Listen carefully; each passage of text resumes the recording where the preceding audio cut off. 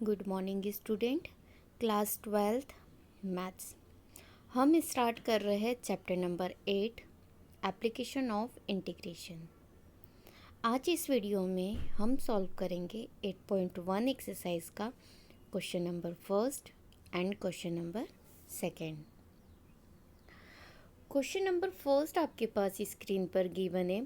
Find the area of the region bounded by the curve y square equals to x and the lines x equals to 1, x equals to 4 and the x axis। मतलब हमें क्या find करना है? Area किसका? Bounded by curve. एक curve दिया है। ये जब भी आपको क्वेश्चन में कर्व दे, सबसे पहले आपको पहचानना है कि ये कर्व किसका है। इट मीन्स कि ये जो कर्व गिवन है, हो सकता है वो एक लाइन हो, पैराबोला हो, हाइपरबोला हो, या फिर इलिप्स हो, या फिर सर्कल हो। मतलब इस तरीके के फॉर्मेट का कोई भी एक कर्व हो सकता है गिवन हो।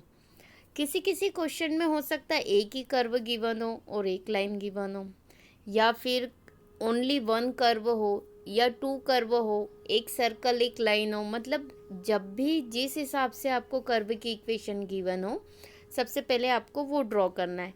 तो y square equals to x, ये कौन से कर्व की इक्वेशन है आपको पहचानना है। कौन से कर्व की इक्वेशन है ये? पैराबोला। अब डेफिनेटली क्या है? वाई स्क्वायर है, इट मीन्स इधर बनेगा ऐसा। उसमें भी ये पॉजिटिव है, इसलिए इस तरफ बनेगा। सपोज अगर ये होता y square equals to minus x, तो डेफिनेटली वाई एक्सिस पे तो बनता, लेकिन माइनस एक्स है, इट मीन्स इसका डायरेक्शन इधर होता। क्लियर है? अगर ये वाई स्क्वायर की प्लेस पे हमारे पास होता x square equals to y. अब एक्स स्क्वायर है मतलब एक्स एक्सिस पे बनेगा और साथ में वाई पॉजिटिव है, इट मीन्स कि ये कहाँ बनेगा? अपवर्ड डायरेक्शन में, जहाँ पे वाई क्या है? पॉजिटिव। और अगर x square equals to minus y होता तो डेफिनेटली ये क्या बनता? डाउनवर्ड डायरेक्शन में। क्लियर? तो इस तरीके की अगर आपके पास कर्व की इक्वेशन गिवन है, तो सबसे पहले आपको पता होना चाहिए कि वो डायग्राम कैसे बनेगा। क्लियर? अब यहाँ पर हमें क्लियर है कि y square equals to x है, इट मीन्स कि हमारा डायग्राम ऐसा बनेगा। This is x axis, this is y. Clear? अब ये कहाँ कहाँ पे कट कर रहा है? एक तो एक्स इक्वल्स टू 1 पे और एक्स इक्वल्स टू 4 पे। मतलब यहाँ पे x इक्वल्स टू 1 पे कट कर रहा है, इमेजिनेशन है, और ये x इक्वल्स टू 4 पे। और इस वाले एरिया का हमें क्या फाइंड करना है? एरिया। राइट? तो जैसा कि आपको प्रॉपर वे में डायग्राम दिखाई दे रहा है, तो इस तरीके से आपको क्या करना है? डायग्राम ड्रॉ करना है कि y square equals to x है, दिस इज दिस, ये 1 और ये 4 है, इस पे कट हो रहा है इसलिए लाइन ड्रॉ कर दी, और इस वाले पार्ट को हमने क्या कर दिया? शेडेड कर दिया। हमें क्या फाइंड करना है? इसका एरिया फाइंड करना है। अब देखिए, the area of the region bounded by the curve y square equals to x, the line x equals to 1 to x equals to 4 and the x axis is the area A B C D. Area A B C D, मैंने बोला ना shaded part का area find करना है। हमेशा याद रखना कि जब भी इस तरीके के सम हो तो हम एरिया फाइंड करेंगे, तो एरिया का फॉर्मूला क्या हो जाएगा? Area equals to y d x. मतलब यहाँ पे किसकी लिमिट आएगी? एक्स एक्सिस की, कि एक्स एक्सिस पे वो कहाँ और कहाँ पे कट हो रहा है। कहाँ पे कट हो रहा है? 1 to 4, तो ये एक्स की लिमिट क्या हो गई? 1 to 4। और जो कर्व गिवन है वहाँ से हम किसकी वैल्यू निकालेंगे? वाई की। तो यहाँ से वाई की वैल्यू कितनी निकल रही? Y equals to under root x. Clear? तो ये हमारा क्या हो गया? फॉर्मूला। हमेशा हर सम में कि जब भी एरिया फाइंड करने को बोलेंगे तो इंटीग्रेशन वाई डी एक्स। ठीक है? दो कर्व है तो y1 माइनस y2 या y2 माइनस y1, क्योंकि अगर वैल्यू नेगेटिव भी आती है तो वो वैल्यू कैसी हो जाएगी? पॉजिटिव। ठीक है? एक कर्व गिवन है तो डायरेक्ट वाई डी एक्स, दो कर्व गिवन है या दो कोई अननोन चीज़ें गिवन है जैसे सर्कल और लाइन, तो हमेशा y2 माइनस y1 करेंगे। क्लियर? लिमिट हमेशा x के रिस्पेक्ट में हो रही है, इसलिए लिमिट हमेशा x की आएगी। तो यहाँ लिमिट क्या हो गई? 1 to 4 y d x. Y की प्लेस पे वैल्यू रखी रूट एक्स डी एक्स। अब एक्स का इंटीग्रेशन करा, मतलब ये 1/2 का करेंगे तो कितना हो जाएगा? इंटीग्रेशन 3/4 एक पावर ऐड हो गई 3/2, सॉरी यहाँ पे एक पावर ऐड हो गई हमारी 1/2 प्लस 1, मतलब कितनी हो गई 3/2, तो ये आ गई 3/2 अपॉन में 3/2। ये इंटीग्रेशन हो गया। और यहाँ पे क्या लिख दी 1 to 4 lower limit upper limit. अब हम हमेशा फंक्शन में क्या करते हैं, लिमिट पुट करते। तो ये जो 3/2 है, सबसे पहले तो बाहर लिख देंगे 3/2 को 2/3 लिख दिया हमने, 2/3 लिख दिया। अब हमें क्या करना है, वैल्यू पुटअप करना है। मतलब जहाँ x है तो वहाँ लिख दिया 4 की power 3/2 minus upper limit minus lower limit, ठीक है। अब 4 की पावर 3/2 मतलब 4 को लिख सकते हैं 2 और ये 3/2। 1 की पावर कुछ भी हो हमेशा 1 ही आएगा, ये इससे कैंसिल, कितना हो गया 2 की पावर 3 मतलब 8 माइनस 1 7 आ गया। तो ये हो जाएगा हमारा 2/3 इंटू 7, कितना आ गया 14/3 यूनिट, या फिर स्क्वायर यूनिट लिखो, क्योंकि एरिया हमेशा क्या हो जाता है पॉजिटिव, मतलब एरिया हमेशा स्क्वायर में होता है, यूनिट कुछ भी हो स्क्वायर यूनिट लिखेंगे। मतलब हमारा आंसर क्या आ गया 14/3 स्क्वायर यूनिट।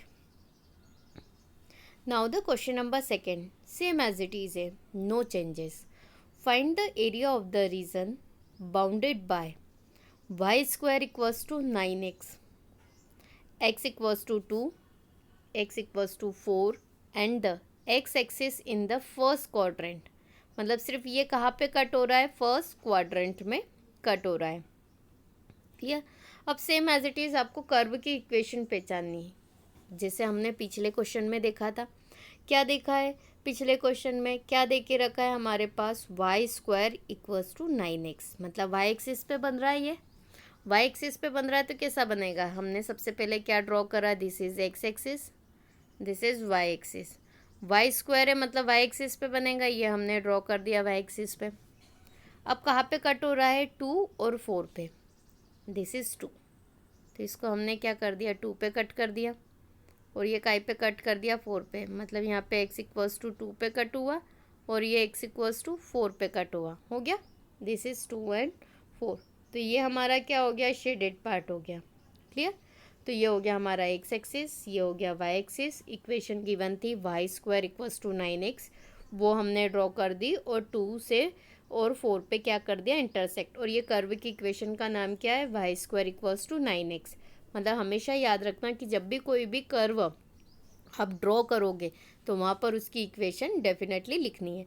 अब हमें एरिया शेडेड पार्ट का फाइंड करना है, मतलब ABCD, मतलब आप अपने नाम अपने हिसाब से दे सकते हैं, इसको P Q R और S भी दे सकते। यहाँ पे यहाँ डायग्राम में क्या दे के रखा है A B C D, इसलिए हम क्या फाइंड करेंगे, एरिया फाइंड करेंगे, एरिया ऑफ ABCD। तो देखिए the area of the region bounded by the curve y square equals to 9x, x equals to 2 and x equals to 4 and the x axis is the area ABCD। Just पिछली video में मैंने बताया कि जब भी हम area find करेंगे तो एरिया क्या होगा, एरिया ऑफ जो भी है ABCD equals to integration y dx, और लिमिट किसकी आ जाएगी x की। तो यहाँ पे लिमिट क्या है हमारे पास 2 से 4, तो देखिए मैंने यहाँ लिखा 2 से 4 y dx, यहाँ से y की वैल्यू कितनी आ जाएगी, y इक्वल्स टू √9x। अब 9x का हम क्या लिखेंगे, 9 का 3 बार बचा क्या, केवल √x, क्लियर। अब देखिए यहाँ पे हमने वैल्यू पुटअप कर दी y की 3 √x dx, क्लियर। 3 बाहर है, √x का इंटीग्रेशन कितना हो जाएगा 3/2, अगेन 3/2, तो ये 3/2 क्या बन गया 2/3, मतलब ये 3 इंटू में 2/3 हो जाएगा, तो 3 से 3 कैंसिल, कितना बचा 2, और जो x की पावर 3/2 है वहाँ पे लिमिट पुटअप कर देंगे, upper limit minus lower limit, ठीक है। अपर लिमिट मतलब 2 की पावर 4 को लिखा 2 इंटू में 3/2, और ये जो 1/2 है इसको √2 कर दिया, और चाहो तो आप इसको 3/2 भी लिख सकते हो, ऐसा 3/2 मतलब √2 की पावर कितनी हो गई 3, 2 का तो हमने क्या लगा दिया, रूट लगा दिया, क्लियर। ये इससे कैंसिल, अब 2 की पावर 3 मतलब कितना हो गया 8 माइनस ये कितना हो गया 2√2, 3 बार है ना √2 की पावर 3, तो ये कितना हो गया 2√2। बाहर पहले से ही क्या है 2 मल्टीपल में, तो 2 8 जा कितना हो गया 16, और ये क्या हो गया 2 2 जा 4√2। आगे इसका कैलकुलेशन नहीं हो सकता, इट मीन्स ये हमारे लिए क्या हो गया आंसर। मतलब इस वाले सम का हमारा फाइनल आंसर कितना है 16 माइनस 4√2 स्क्वायर यूनिट। इसको आप प्रॉपर लिखना है स्क्वायर यूनिट, और ये क्या हो गया हमारे लिए आंसर।